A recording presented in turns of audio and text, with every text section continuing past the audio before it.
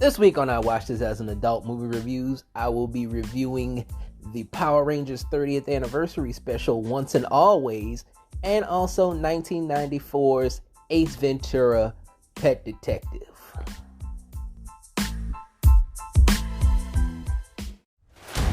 After all these years, I found a new buddy! Rita Repulsa? No, it can't be. It's time for revenge!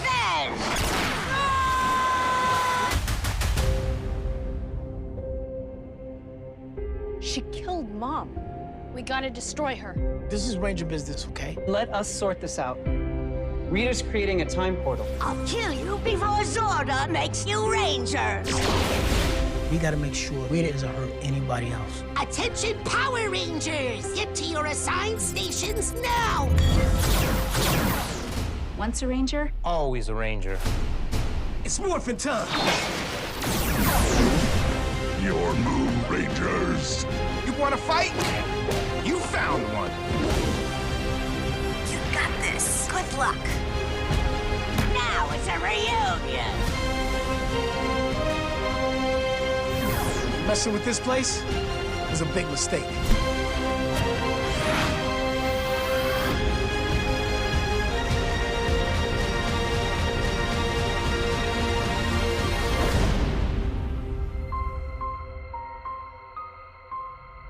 Don't worry, you saved the world before.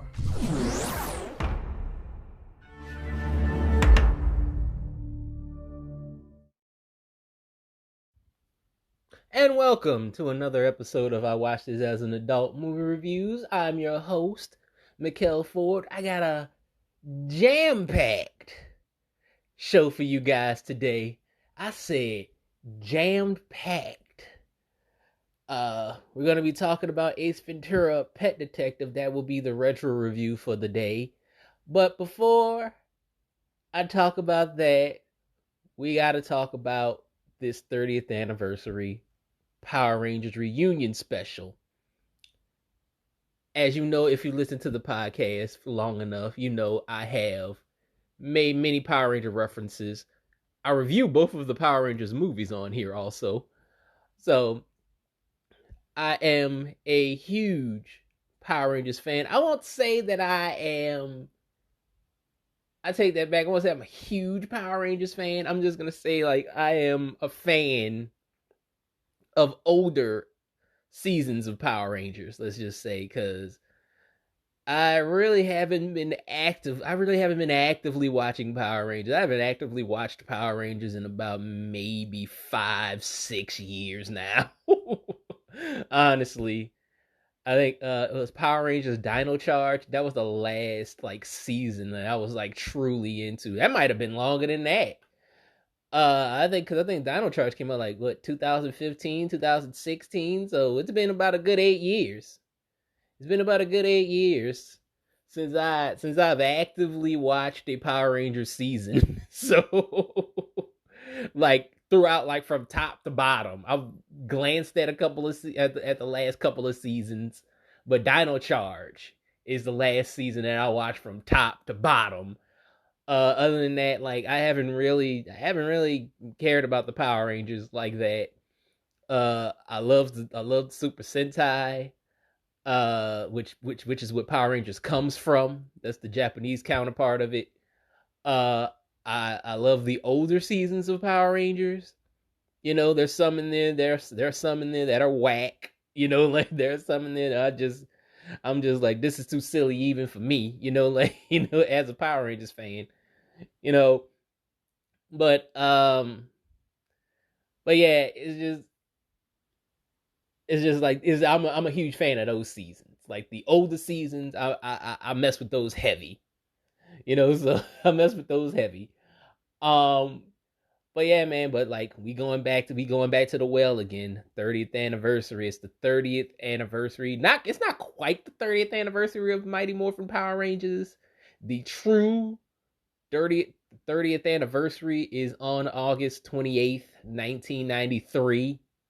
So we're off by a couple of months, but who cares? It happened in 1993. This is 2023. 30 years. let's get it. They said like let's do this while the getting's good, you know. Is what they say. Like, let's get this show on the road. Let's just do this. But yeah, man, it's like they always go back to that old well of Mighty Morphin Power Rangers, and I'll get into if I think they should do more anniversary seasons or more specials like this later after I'm done with my review and my thoughts of what I thought about this special. I mean, let's get into it, man. It's been 30 years since Power Rangers debuted. They wanted to do an anniversary special, which I'm happy about. I'm glad that they did it. You know, I'm glad that they did it, and I'm glad. I think it was David Yost that that pushed for it.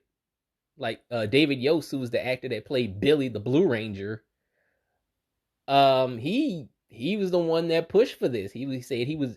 I think I heard him saying that he was working with Netflix on something, like he was trying to develop something with Netflix, because I think David Yost is a producer now. You know, like he's a producer. Like he's moved from acting to being like behind the scenes. He's a producer now, and so he's like, I want to do this for the fans, because he started going to conventions. Like they got him on the convention trail. I want to say he started doing conventions around like 2011, 2012, maybe, and I guess he saw like all the fan outreach and the fan love. He saw that people still care about this show. And now it's the 30th anniversary, and he was just like, let's give the fans something to appreciate. You know, let's give them something you know, for their love and appreciation, man. You know, let's show them that we care. So David Yost worked with Netflix and Hasbro to get this Power Rangers 30th anniversary special going. So we got David Yost to thank, and David Yost is all up and through this goddamn anniversary special. I'm going to go from what I remember, guys, because I haven't watched it again since Wednesday. I've been planning on watching it again. Got too busy, work, and then errands to do, other things to work on, you know. So didn't get the chance to rewatch the special. I only watched it that one time when it premiered on Wednesday. So forgive me if my memory is a little fuzzy. Forgive me. But I'm going to try to recap as much as I can and give you guys my thoughts on what I thought about this special. I like how I started off. With it was like Billy surrounded by a bunch of putties, which I was just like, by the way, this special is almost an hour. Like it's an hour long. I wouldn't have mind if they put this in theaters, actually. Like I wouldn't have mind if this was a movie. If this is like a special movie that they put in theaters for a limited time and then it went to Netflix, that would have been dope, actually. I think that would have been dope. It can make up for that 2017 Power Rangers movie, you know? Because I've kind of come around on that movie. I'm like, what the fuck was that? You know? Honestly, I'm like, what was that? But yeah, man, I wouldn't have mind if this was a movie. Like a real movie that they put in theaters, and then it was like, we're gonna release it on Netflix. But yeah, it starts off with Billy like surrounded by putties. We see this has to have an explanation. Rita Repulsa is back.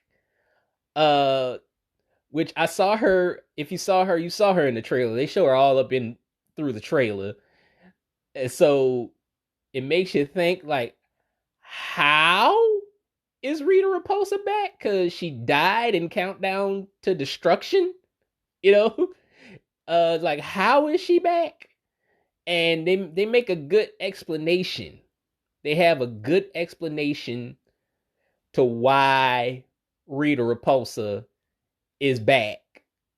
Cause like I remember seeing this. I remember seeing the trailer. I was like, oh wow, Rita Repulsa's back. How'd that happen? At first of all, she's a robot now. She's Robo Rita now.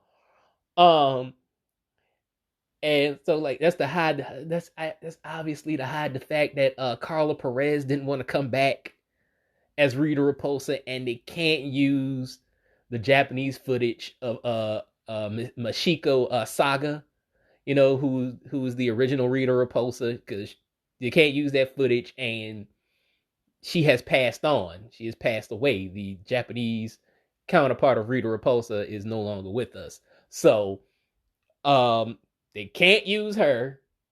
Obviously, Carla Perez didn't want to come back, who was the American version of Rita.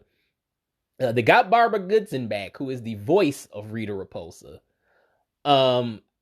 Man, I got to talk about Rita. Rita deserves her own segment. I'm gonna save Rita Repulsa for later. Hopefully, I can remember to talk about her. You know, but because like she deserves her own segment. But yeah, but Billy's surrounded by putties and Robo Rita, and then the other Power Rangers show up. That's pretty much it. And then they start to fight. Like they fight the putties, and it's a pretty good opening. They got to do a lot of hiding, because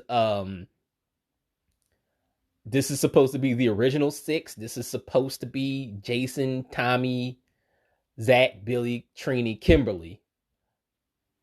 So like they have suit actors. They have suit actors in the costumes when they first start. So like they start fighting, and Billy is about to get blasted by Rita's scepter, and Trini steps in the line of fire to save Billy. She gets hit with the blast and she dies. Like no ifs, ands, or buts about it. Trini is dead. You know, like they hammer that fact in the first like 3 minutes of the special, that Trini is dead and she's not coming back. You know, which makes this a lot more hardcore than the original television show already. Because like I got an aesthetic from this show that they were trying to live up to like the Boom comic books, like the Boom Studio comic books, which were a bit more adult. You read those Boom Studios Mighty Morphin Power Rangers comic books, and those are a bit more adult than the show. Like they tie up some loose ends. There's a lot of explanation to why the Rangers do this, why the villains do this. Like there's a lot of continuity going on in those comic books. I felt like that's what they were trying to do with this special, and I appreciate them for that. I don't know who wrote the script, but whoever wrote the script, they did a fine job. I'm gonna say they did a fine job of writing that script. So like, yeah, Trini's dead. She ain't coming back. But Trini has a daughter. Trini has a daughter named Min. And she overhears Billy and Zach talking about her mom dying, her mom getting killed by Rita Repulsa, and she's heartbroken. And after that heartbreak kind of turns into revenge, pretty much. Like she wants revenge. She's out for blood. She wants to kill Rita Repulsa. She wants to kill Rita Repulsa for what Rita Repulsa did to her mother. And Zach is training her, but he's just but like the thing is, like, Zach's not training her to kill Rita. That's the thing. Zach takes over as her legal guardian. I overheard something that Zach is a congressman now or something like that. They said. I was like looking at another once and always review, another Power Rangers special review. And somebody said that Zach's a congressman. I was like, I missed that. I didn't hear that at all. I'm like, Congressman Zach Taylor, you know. I was like, how does he have time to be a congressman and be a Power Ranger? You know, I don't know. I have no clue. But like all the Power Rangers have careers now. Billy is pretty much Tony Stark now. Like he pretty much makes Stark Tech now. For the Power Rangers now. Um, Rocky is a firefighter. I think he's a firefighter. Catherine is a stay-at-home mom, I guess, or something. We'll talk about that later. We'll talk about that later. But let's get back. I digress. Zach is training. He's training men. He's become her legal guardian.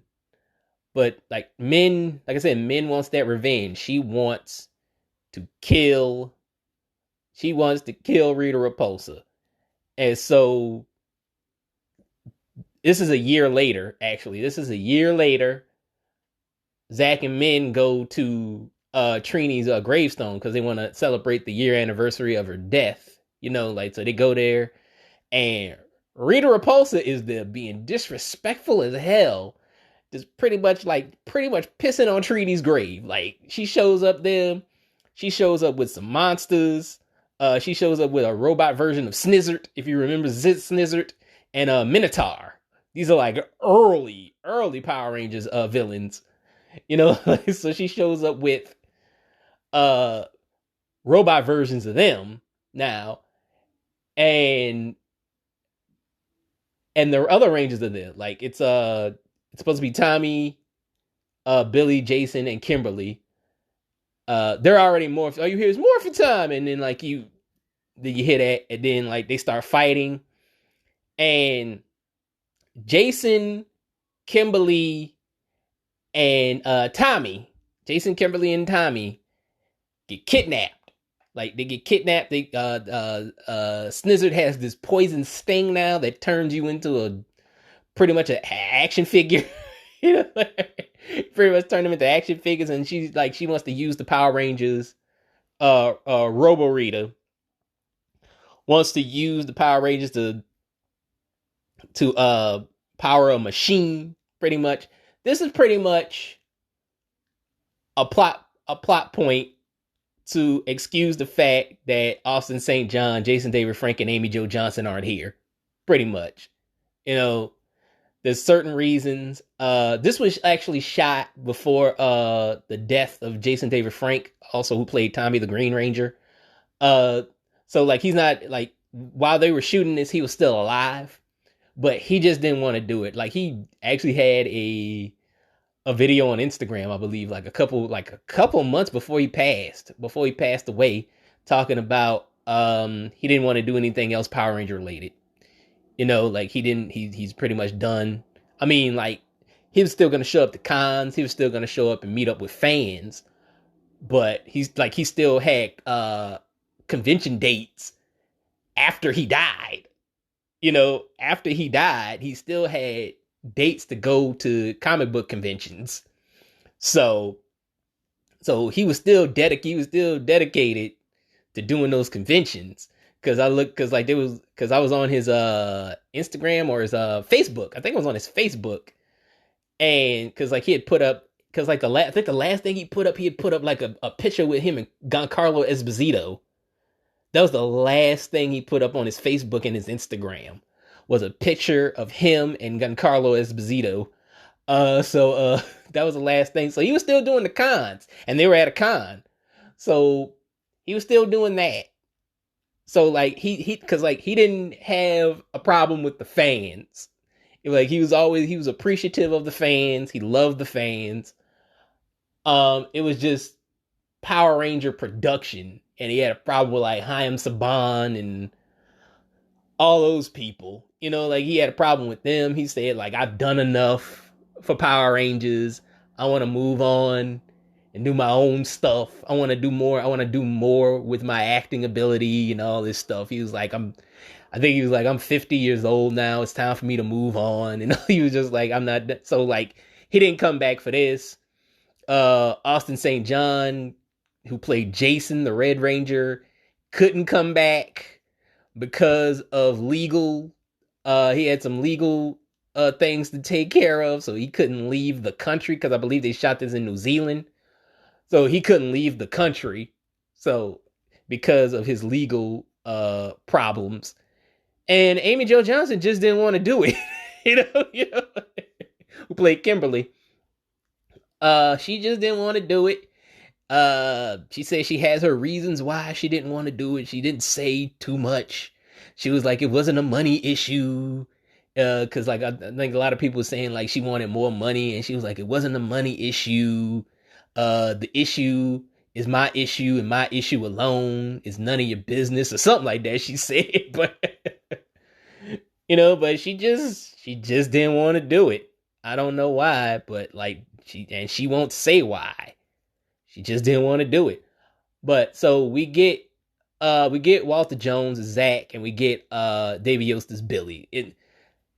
Just to get that alone, is a treat. That's a treat in itself. Just to get those two back on screen, because we haven't seen those two actors since they left the show.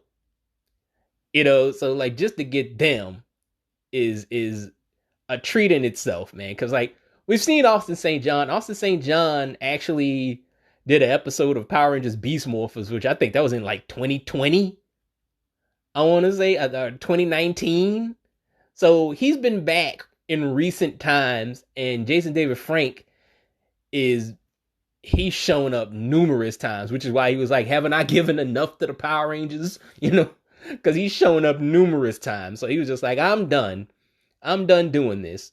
So seeing them not here didn't sting as much, as not seeing Kimberly, because like she hasn't been back since she left the show, and at this point it looks like she'll never be back. So because like these actors are not getting any younger, they're all in their 50s. I think Austin might be the youngest, because he was like 15, 16 years old when he joined the show. So he was like, so he's the youngest. He's still in his 40s, late 40s, I believe, but he's still in his 40s. So like he's the youngest of the original 6. But like, yeah, it was good to see Zach and Billy before like it gets too weird and awkward to see them where they're like 60 something years old and like they can't move no more. And by the way, speaking of moving, Walter Jones has still got it, man. Like he still got it, man. That dude can still move. He's 52 years old. Like he's 52 years old and he can still go. Like he can. There's a fight scene with him, and when Rocky shows up to become he's the second Red Ranger. So he takes the place of Jason. When he and Rocky show up at the juice bar to fight the putties. Oh my God! He's still flexible. He can still move fast. He can still do that hip hop keto. He still has it. There's a move, because this is a move he used to do on Power Rangers a lot, where like a putty would grab his foot, and like he would just like flip up and like hit kind of like a flash kick on him, like a Guile Street Fighter flash kick on him. He could still do that move at 52. I was like, that's amazing that he's 52 years old and he can still do the flash kick. I was like, awesome. Like I said, Steve Cardenas, who played Rocky, he still got it. He's a little chubby, but he still got it. He can still move as well. But like, I follow Steve Cardenas on Instagram, and he still does like Brazilian jiu-jitsu. So like, he's kind of like kept his skills sharp, so like he never really lost it. I don't know what Walter Jones has been doing, so it was just more amazing to see him. I know he has I think a black belt in Hapkido. I guess he's been keeping up with his skills, so he still got it. So, so yeah, but that's dope. But let's talk about men. let's talk about men. Also, Adam and Aisha are here. It was good to see Aisha too, because like she hasn't been back since she left the show, so it was good to see her as well. She didn't do much, but she's here, and it's good to see her. But yeah, let's talk about men. Like Men, who is Trini's daughter. She is out for revenge. She takes her mom's morpher. She wants to be the Yellow Ranger now, but it's a thing of the morpher doesn't respond to revenge. You know, and that's a rule, like never use the powers for personal gain. And Zach tells her that. He was like, what you want, you don't want justice, you want revenge. You know, you don't want justice. He was like, and as long as you got revenge on your heart, you will never be a Power Ranger. Because that's not what we do. We don't do this for revenge. We do this for justice. You know, so he just told her, like, because like that's one of the rules. Never use the powers for personal gain. Personal gain is revenge. So she couldn't morph for a while. But yeah, man, like she is something else, man. She is something else. Like I said, there's a lot of adult themes. Like there's a lot of adult themes in this special. The putties are more dangerous than ever. Like they're murderous. Like there's like one scene where like one of the putties like throws a woman off of a balcony. Like just throws her off of a balcony. I was like, that is crazy, man. Rita is nothing to play with here. Like she is the Shade Queen. She is the Shade Queen, man. Like, if you haven't seen the special, go just watch it for Rita Repulsa shade alone. Like she is crazy. But the way she came back was Billy was trying to bring Zordon back. He was trying to bring Zordon back. If you remember Power Rangers in Space Countdown to Destruction, he sacrificed himself because like the United Axis, I think it was called the United Alliance of Evil. The United Alliance of Evil. They got together, Lord Zed, Rita Repulsa, the Machine Empire, Divatox and her pirates, Dark Spectre, you know, Ecliptor, all those, Darkonda, you know, all those villains that have all been in Power Rangers at the time.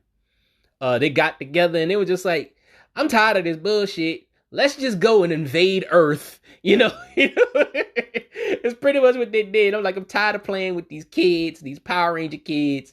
Let's go and invade Earth. Like, I'm done with them. Like Dark Spectre, who's like he's the head of the United Alliance. He's like, I'm done playing with these kids. Y'all can't beat children. I send y'all out here one by one, and y'all can't beat these kids.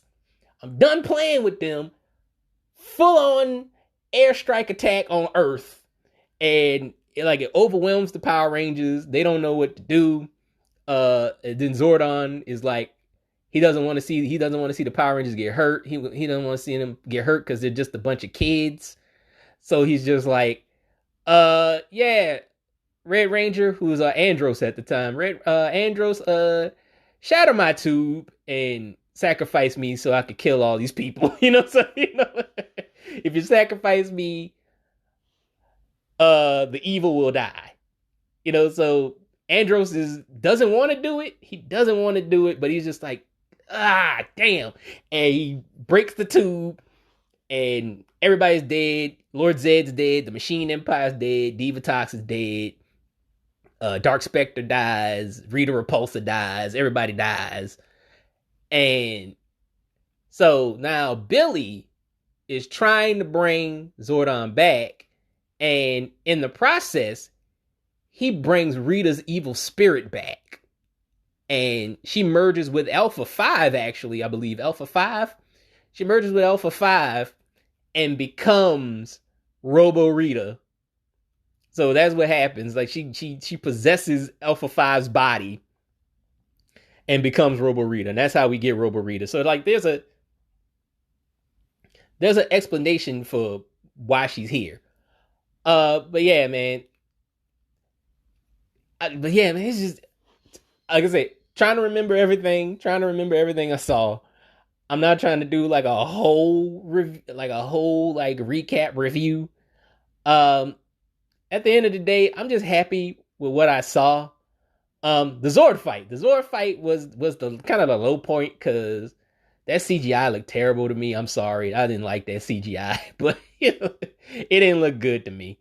But yeah, man, like I said, just happy to see a 30th anniversary special actually happen. Cause I never thought this would happen. Oh yeah, I was supposed to talk about Kat. Kat has a son with Tommy named JJ. So I think she's a stay-at-home mom. So forgot to talk about Kat. But yeah, it's just like I'm just happy that they did this. It's pretty much all I gotta say. Like, because I never thought this would happen. Is it a little bittersweet that we couldn't get the originals back? Like, we couldn't get Jason David Frank, we couldn't get Austin St. John, we couldn't get Amy Jo back. Yeah, it's a little bittersweet. We couldn't see all of them on camera at the same time. And like I said, possibly never will now because like those actors aren't getting any younger and two of them are gone. Like Jason David Frank is gone. He is no longer with us.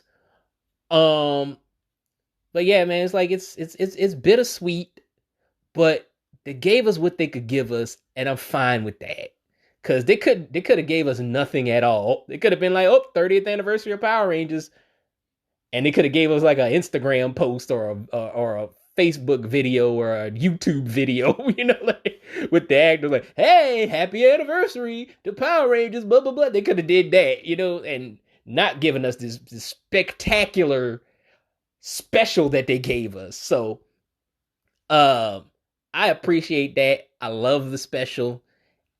I'm going to watch it again at some point. And that's pretty much it. That's all I got, man. That's all I got. I enjoyed it. I enjoyed the special. It gets a 4 out of 5 for me. It gets a 4 out of 5 for me. I'm taking off a point for that bad CGI Megazord battle. It was kind of lackluster, but other than that, it was good. I liked it. I'll be back with my review of Ace Ventura Pet Detective right after these messages.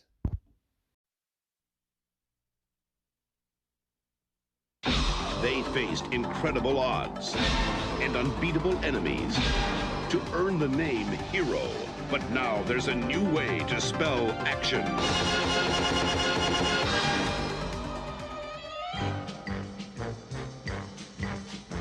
Jim Carrey is Ace Ventura, Pet Detective. He's the best there is. Excuse me, gentlemen. Pet Detective.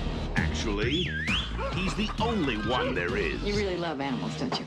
If it gets cold enough.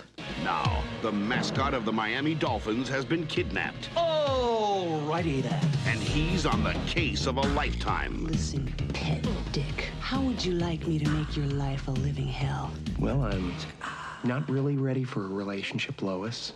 There's no place he won't go. Captain's log, stardate 23.9. Ace, get out of the tank. I just can't do it, Captain.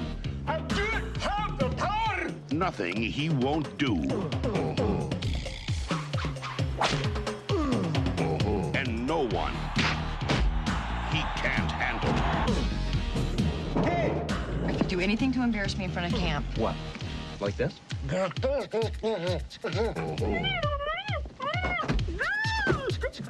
Hi, Captain Stubing. Because when this pet detective gets the scent, Where's Dan Marino? Hi, I'm Dan Marino. Reno, why? Because he's about to join Snowflake. he'll follow it anywhere. Here, Snowflake.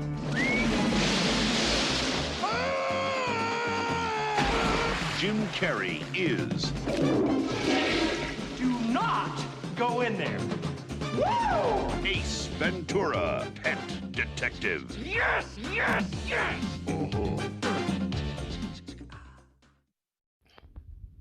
And welcome back. Ace Ventura, Pet Detective from 1994. Let's get to the technical. This movie was directed by Tom Shadyac. The screenplay was written by Jack Bernstein, Tom Shadyac, and Jim Carrey. I'm guessing Jim Carrey helped out with the screenplay after he got casted. That's something else to talk about in a little bit. I'm going to talk about it in a little while. The budget for this movie is $15 million. The box office was $107.2 million. That's how much money it brought in at the box office. I forgot to get the Rotten Tomatoes score, but who cares? But yeah, like I said, like before we get into the plot of this movie and my thoughts on it, let's talk about the casting of Ace Ventura, because it's a very interesting story of how Ace Ventura got cast. Many actors and comedians were approached to play the character. The first was Rick Moranis, who I think at this time was on the verge of retirement from acting. I will go into detail about that when I review his final film, because I actually seen his final film, so I'm not going to waste that here. So I'd rather talk about that when it's time to talk about Rick Moranis' final film. I haven't done any Rick Moranis films yet. I watched a lot of Rick Moranis movies growing up. You know, I need to get on that. I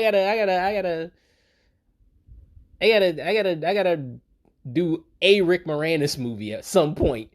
But like before I talk about his final film, I gotta talk about his first film. I don't know, but anyway, he declined the role. After that, the studio considered Judd Nelson and Alan Rickman for the role. Ooh, neither of them, I think, would have done that character justice. They're just not goofball actors, you know? Like, they're both kind of, like, snarky, sarcastic actors. You know, like, they're not the goofball guys. They're not those guys. Then they considered making the character female and casting Whoopi Goldberg in the role. She declined also. And then finally, they pitched a role to an up-and-coming in living color cast member named David Alan Grier. That's right. David Alan Grier was the first in living color cast member that they pitched Ace Ventura: Pet Detective to. And he turned down the role and suggested his friend and castmate Jim Carrey was right for the role. So that's what he did. Now, there's a lot of people that might think that this is Jim Carrey's first role, because as a kid, I thought it was. But in reality, Jim Carrey has been acting in movies since 1983. Because he started doing stand-up comedy, I think, in like 1977 or something like that, when he was like 16 years old. You know, so he was 16 years old in 1977. That's when he started doing stand-up comedy, and he started getting movie roles in 1983. His first leading role came in 1985 with the movie Once Bitten, where he plays a teenage vampire.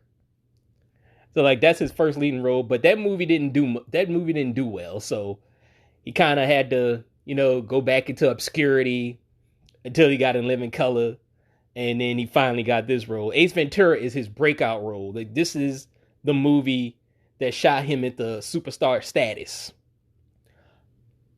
Now let's talk about how I saw this movie as a kid. I saw this movie on HBO when they used to premiere new movies on Saturday. I wanted to see this movie so bad as a kid. I would see the commercials for it and everything. I was just like, oh man, I want to see Ace Ventura: Pet Detective. I used to see the commercials for it, but then like it came on HBO, I was like, this is my chance to see it. This is my chance to watch it. And like it turned into one of my favorite movies as a kid, man. Because like it was so immature and rude and in your face. And like I loved the stuff like that as a kid, you know, like just real silly shit, you know. So you know, it was just really silly, and I like that.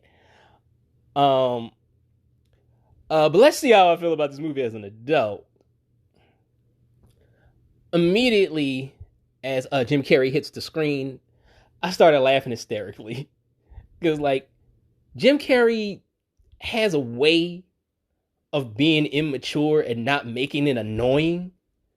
You know, it's a gift that not many people can pull off, but he does it to perfection. You know, like, he does it to perfection. I also forgot how raunchy this movie could be at times, because like 6 minutes in, we get a blowjob gag, and it's actually funny. Like, because like usually I would roll my eyes at a joke like that, but Jim Carrey's physical comedy makes the gag work. You know, like he just makes it work, like with his physical comedy, because he doesn't make it anything sexual. He makes it funny with his physical comedy. You know, he's like, oh, and then he says something funny, like, hey, wow, a lot of people are friendly around here, eh? He's just like, it's just he just makes that gag work. Where anybody else would have just been like, oh wow, I'm getting a blowjob, and they would have been like too cool for school about it. It was like, oh wow, look at me, I'm getting a blowjob. You know, you see this? You see this? This woman's down here doing the do on me. You see this? You know, like it would have been, you know, it would have been like, oh God, whatever, man. But Jim Carrey pulls it off because he makes it funny. Let's talk a little bit about the plot. Basically, someone kidnaps the Miami Dolphins mascot, and Ace Ventura has to find him. Like, it's a real simple concept. Sometimes simple is just funny.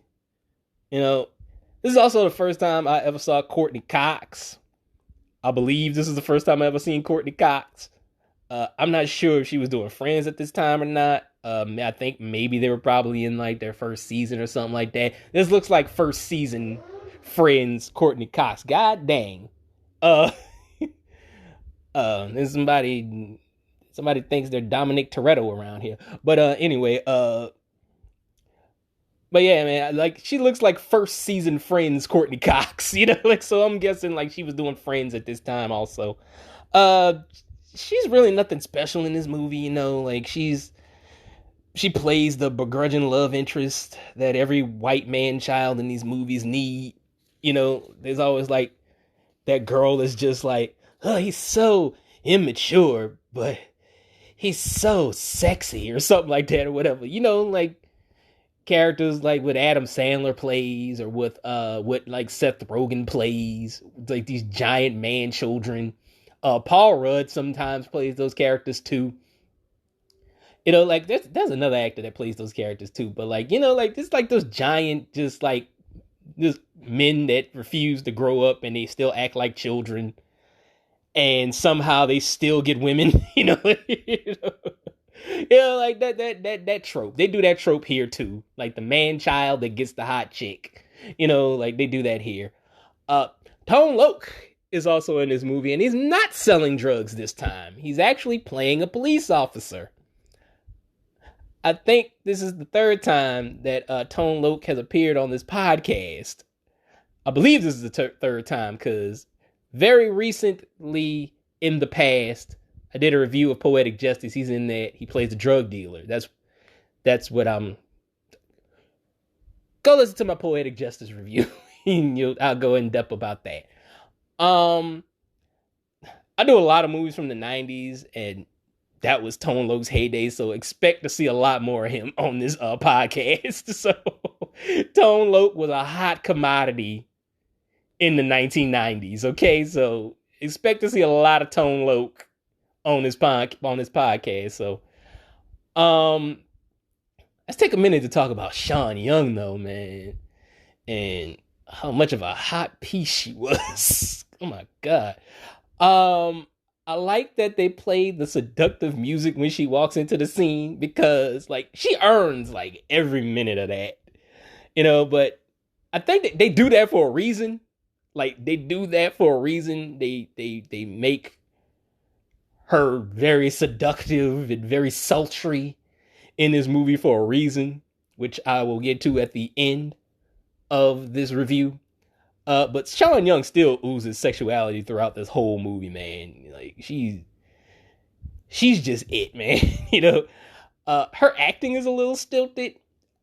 I don't know if that was on purpose or if she just didn't know what to do with this character, but like her acting's bad. at the beginning of this movie. She plays the police chief, Lois Einhorn. I said Einhard.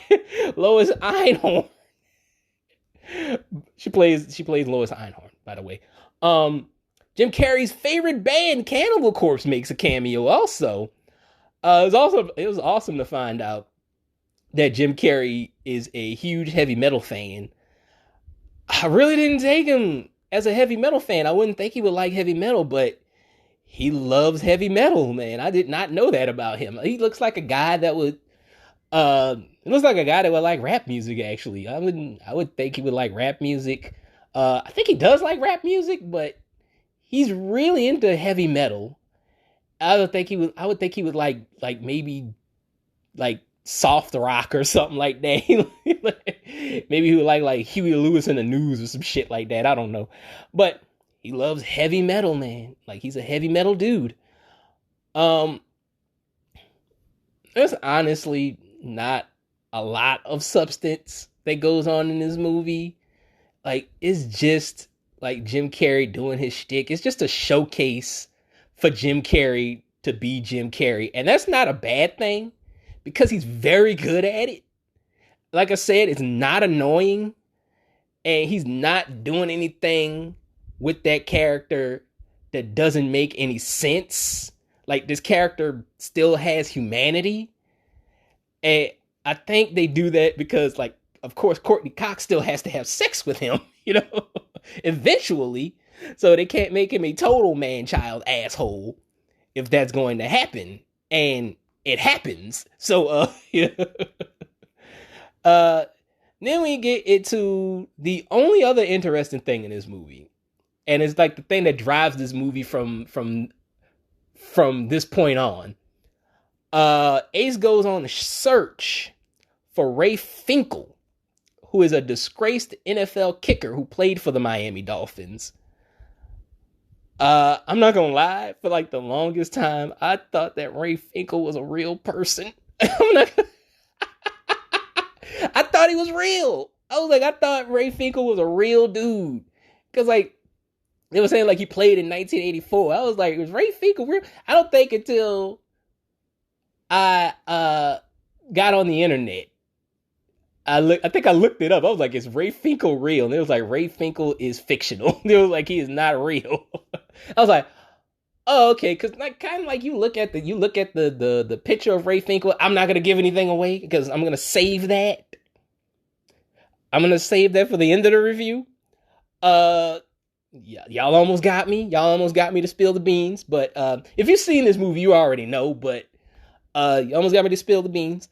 But yeah, man, I thought that Ray Finkel was real, man. And like, cause Dan Marino's in this movie. Like, Dan Marino is real. I know Dan Marino,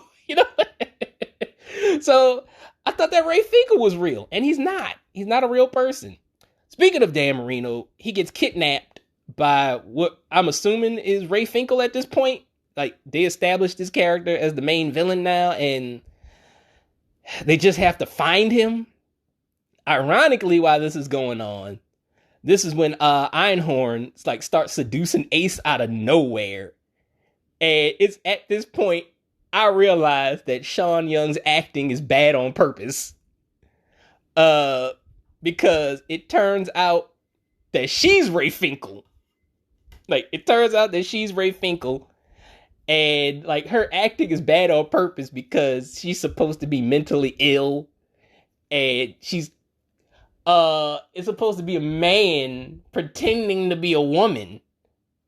And he doesn't know how to be a woman, so he's just, very robotic and very stilted. He's just like, what are you doing, Ventura? That's what she sounds like. And so it's just so like, I was like, oh, okay, like, I'm like, her acting's bad on purpose because that's how she's playing the character. She's playing the character as a man that doesn't know how to be a woman, So like, I was like, okay, all right. So like, that means that Ray Finkel got a sex change, And I remember seeing this reveal as a kid and laughing hysterically. I didn't know what a transsexual was at the time because I was like 9, I was like 8 or 9 years old. So I was like, I don't know what a transsexual is, but it's just a funny concept. It was just a funny concept of a woman pretending to be a man, and then what Ace did with that woman that he thought was a woman, it turned out to be a man, was hilarious to me. Like, oh, whoa. I was like, wow, because like, they made out. Like, Einhorn and Ace made out. So like, he was just like, and just the fact that he realized that was a man, he was like, oh my God, oh, what? And like, I still laughed. Like, I'm like, that might be the most brilliant gag in comedy history to me. Like, it might be. I was like, that is hilarious. I don't know how transgenders feel about it. You know, I don't know how transgenders feel about this film. That might not have aged well today, almost 30 years later. But I still think it's hilarious. I still think it's funny. And Sean Young, she plays it up like to perfection, man. Like, especially towards the end when they actually reveal that she's a man, and like that's when she kind of starts using her physical comedy, you know, to try to hide the fact that she's a man, the tuck it in, But yeah, it's just hilarious, man. It was like, it was I don't know what to say, man. But like I said, like, I don't know how the trans community feels about this movie. If you're a trans person that listens to this podcast, tell me how you felt about this movie. You could comment, you could send me a voicemail, like on like I got a voicemail on Spotify for podcasters. Go to my page there, and you can leave a voicemail and tell me, if you're a transgender person, how'd you feel about Ace Ventura, Pet Detective? Just, I want honesty. I want transparency. Like, that's what I want. Like, because I found it hilarious, but, who knows, man? But I still enjoyed this movie. I might say I enjoyed it more now than I did as a kid.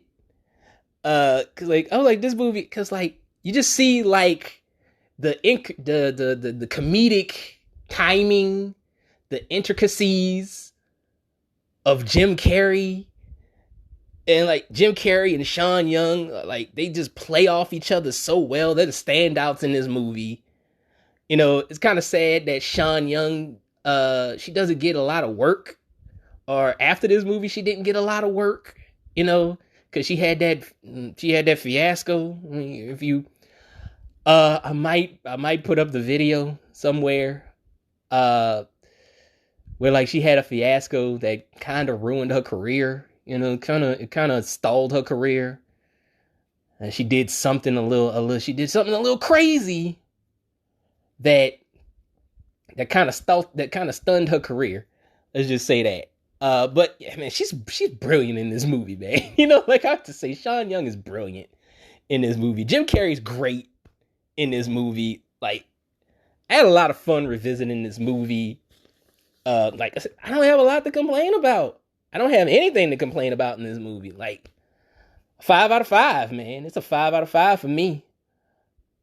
Join me next week when I talk about 2001's Pootie Tang. Until next time, peace.